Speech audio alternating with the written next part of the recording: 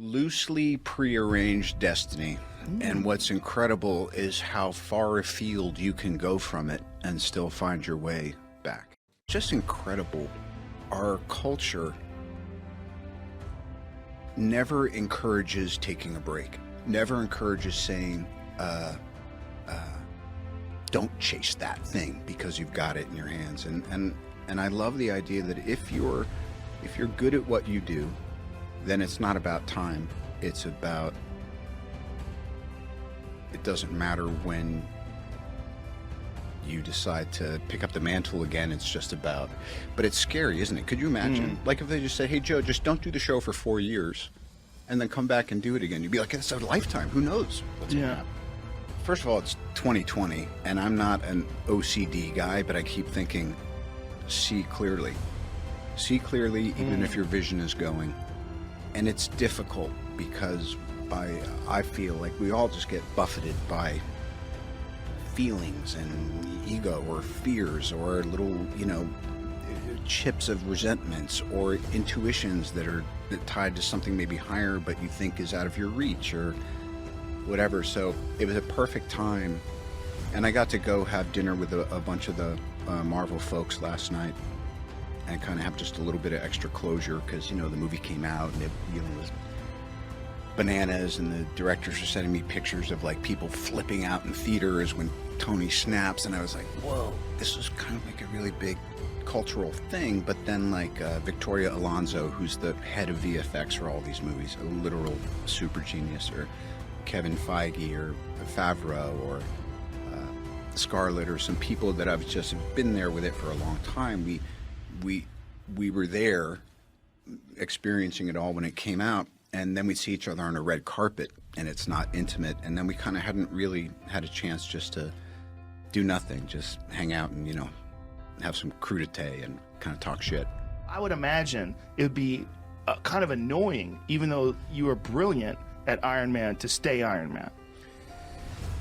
Yeah, well, fortunately, I don't have to find out, right? It's just interesting too. Life is doing something, and I'm at this place. It's also it baffles me, confidence. What does it really mean? There was a period of time where I felt like I did the first Iron Man, and then I went and did Tropic Thunder, and then I was doing the first Sherlock, and I had my shirt off, and I was doing martial arts. I was all over the place, and it just felt like I was hitting triples no matter what I did.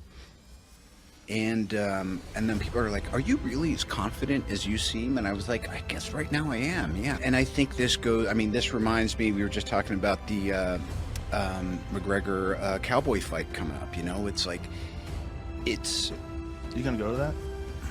I'm gonna watch it. How can you not watch it? Two brilliant souls who cannot lose. Neither one of them can afford to lose this fight. Wow, that is a matchup.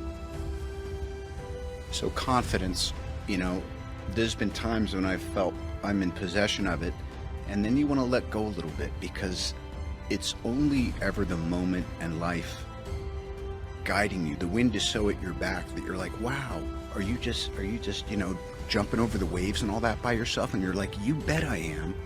But there's a physics to the moment, man, moment, machine, whatever, and the wind's at your back.